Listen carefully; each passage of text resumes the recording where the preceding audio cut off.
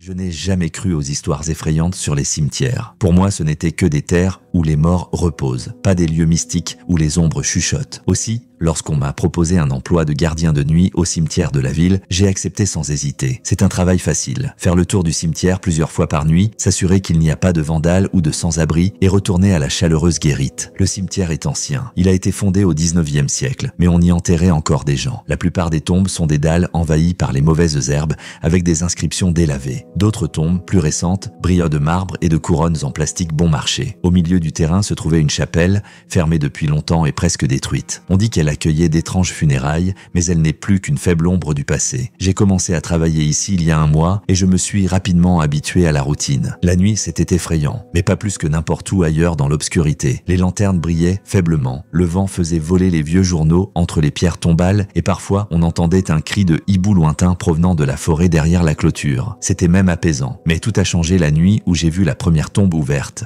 Cela faisait un mois que je travaillais au cimetière et il ne s'était rien passé d'extraordinaire. Le pire, c'était des sans-abri qui se faufilaient à travers la clôture à la recherche d'un endroit où dormir et des adolescents qui trouvaient drôle de boire de la bière au milieu des tombes. Je les ai mis dehors et ils n'ont pas résisté. Le travail était ennuyeux mais simple et je n'y voyais rien de mal. Ce soir-là, je suis reparti pour une nouvelle tournée muni d'une lampe de poche et d'une radio. La nuit était froide, le ciel était sombre et il n'y avait pas de lune. La lanterne jetait une lumière jaunâtre sur les pierres tombales. Des ombres serpentaient sur le sol, mais j'étais habitué à de telles images. J'ai marché sur le chemin familier entre les rangées de tombes, respirant l'air humide de l'automne. C'était calme, c'était trop calme. Même le vent semblait retenir son souffle. En tournant le coin de la chapelle, j'ai remarqué que le sol de l'une des tombes était remué. On aurait dit que quelqu'un avait creusé récemment, mais la pierre tombale était toujours là. Je me suis arrêté, sentant mon cœur s'accélérer. J'ai approché la lampe de poche, des empreintes de bottes, un sol irrégulier qui s'effritait en un trou sombre. La première chose qui m'est venue à l'esprit, ce sont les animaux. Mais la taille de cette zone creusée était trop grande pour un animal. Je me suis accroupi et j'ai touché le sol. Il était mou, remué récemment. Je me suis levé et j'ai regardé autour de moi. Il n'y avait personne. Il n'y avait que des croix et des dalles dans l'obscurité. J'ai eu peur. Je savais que ce n'était pas un accident. Quelqu'un avait creusé ici et il pouvait être quelque part à proximité. Le vent s'est engouffré entre les arbres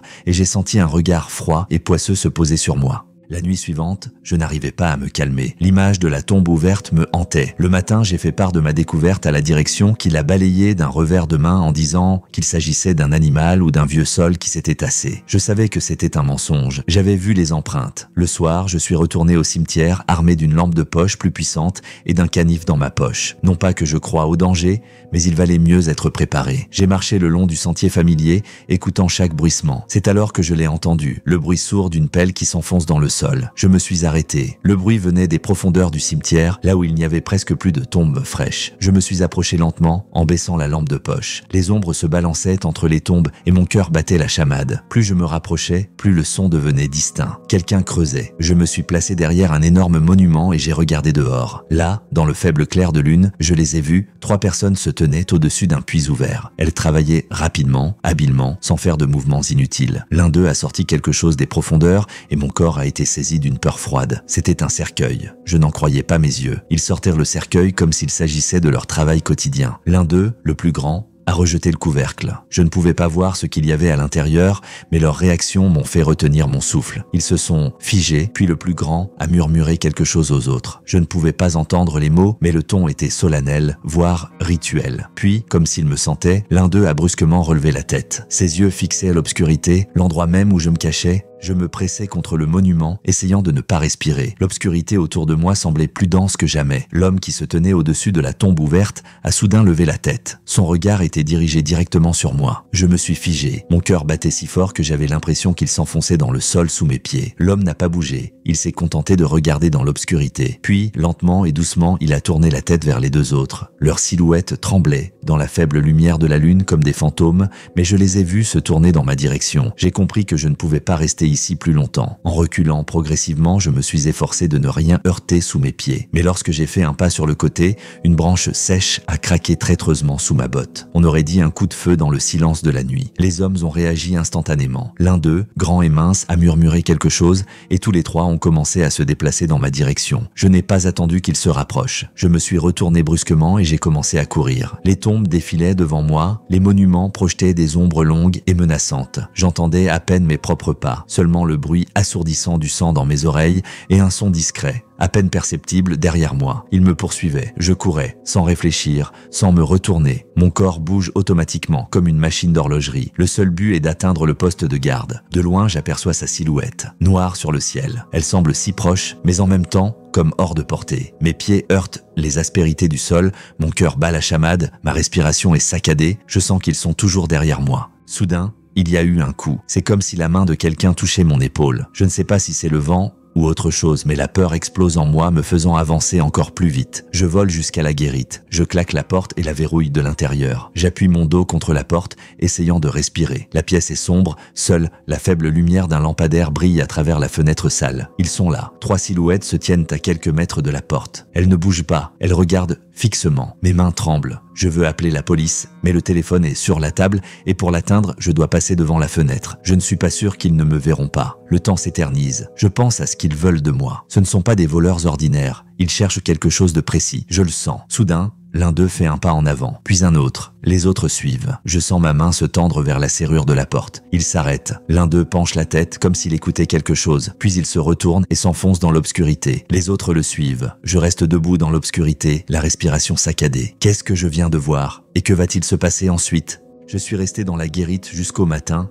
n'osant même pas tirer le rideau. Chaque fois que je fermais les yeux, ces silhouettes apparaissaient devant moi, immobiles, silencieuses, pleines de quelque chose d'inhumain. Je n'avais qu'une idée en tête, ils savaient que je les observais et ils voulaient que je m'en rende compte. Quand le jour a commencé à se lever, j'ai finalement décidé de sortir. Le calme régnait dehors et le brouillard se répandait entre les tombes, rendant le cimetière encore plus sinistre. Il n'y avait pas la moindre trace de ces gens. Mais une chose était différente. La tombe qu'ils avaient creusée avait été rebouchée. Je suis resté là à la regarder, n'en croyant pas mes yeux. C'était comme si rien ne s'était passé, comme si je l'avais imaginé. Mais je savais que c'était réel. Je les ai vus sortir le cercueil. Je les ai vus l'ouvrir. Et j'ai vu qu'il y avait à l'intérieur quelque chose qui n'aurait pas dû s'y trouver. J'ai fait le tour du cimetière, à la recherche de traces de leur présence, des marques de chaussures, des morceaux de bois du cercueil, quelque chose. Mais le sol était parfaitement plat, comme s'il avait été soigneusement nivelé. Je m'apprêtais à retourner à la guérite quand j'ai remarqué un objet étrange à l'entrée de la chapelle. Un petit morceau de tissu noir. Je me suis penché et l'ai ramassé. On aurait dit un morceau d'une vieille cape ou d'une soutane. L'étoffe semblait humide et froide, comme si elle venait d'être sortie de terre. Je fus soudain saisi d'un mauvais pressentiment. Je me suis souvenu de ce qu'on m'avait dit à propos de cette chapelle, qu'elle était fermée depuis longtemps, que des enterrements étranges y avaient été célébrés. Je me suis approché lentement de la porte. Elle était poussiéreuse et fermée par une chaîne rouillée, mais il y avait quelque chose à l'intérieur. Je le sens. Il semblait que l'obscurité à l'intérieur de la chapelle était plus épaisse que d'habitude. J'ai écouté. Le silence régnait, puis, quelque part dans les profondeurs de l'obscurité, quelque chose a légèrement raclé le sol en pierre. J'ai reculé, mon cœur battant la chamade dans ma poitrine. Ce ne pouvait pas être un rat. J'ai reculé lentement, en essayant de ne pas faire de bruit. Et soudain, la chaîne de la porte a tremblé. Pas beaucoup, à peine perceptible. Mais je l'ai vu, non, je l'ai senti. J'ai jeté le morceau de tissu noir par terre et je me suis éloigné rapidement sans me retourner. Cette fois, je ne me suis pas arrêté avant d'avoir franchi la porte du cimetière. Mais alors que je la refermais derrière moi, quelque chose m'a fait regarder en arrière. La chapelle était immobile, enveloppée dans le brouillard du matin. Pendant un instant, il m'a semblé que ses portes s'étaient ouvertes. Un tout petit peu, et presque imperceptiblement. Mais c'était suffisant. Je ne pouvais plus ignorer l'évidence. Cet endroit cachait quelque chose de bien plus terrible que de simples pilleurs de tombes. Quelque chose qui ne devait pas être dérangé. Et j'étais sûr qu'il savait pour moi.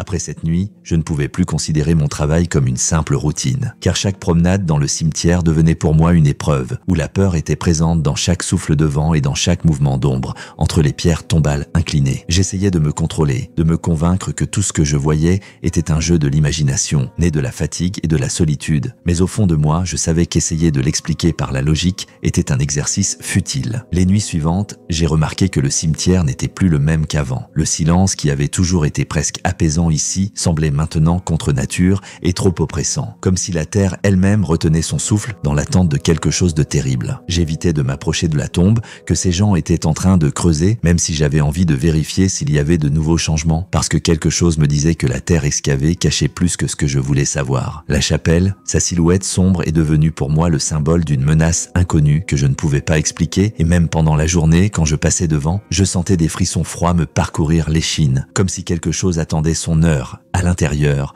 quelque chose qu'il ne fallait pas déranger. La nuit, elle devenait comme un abîme qui engloutissait la lumière, et même le clair de lune ne parvenait pas à percer son ombre épaisse, qui semblait couler des fissures des murs de pierre comme un liquide sombre. Les 3 hommes ne revinrent jamais, mais je ne doutais pas qu'ils reviendraient, car ils n'avaient pas terminé ce qu'ils avaient commencé, et j'étais certain d'avoir participé à quelque chose de bien plus grand qu'un simple vol de biens funéraires. Je ne savais pas ce qu'ils cherchaient, mais cela me faisait peur de penser qu'ils l'avaient peut-être trouvé. Une nuit, alors que j'étais assis dans la guérite, essayant de ne pas penser à tout ce qui se passait autour de moi, j'ai entendu un bruit qui m'a fait frissonner et serrer plus fort la lanterne dans ma main. Ce n'était pas le bruissement habituel du vent entre les arbres ou le crissement des branches sous les pattes d'un chien errant. C'était un coup silencieux, mais persistant venant des profondeurs du cimetière. C'était régulier, presque rituel, et j'ai immédiatement compris qu'il s'agissait du bruit d'une pelle frappant le sol. Le sang s'est figé dans mes veines, mais je savais que je ne pouvais pas rester là à attendre que quelque chose me trouve en premier. Armé d'une lampe de poche, j'ai quitté lentement la guérite en essayant de ne pas faire de bruit et je me suis déplacé furtivement entre les tombes,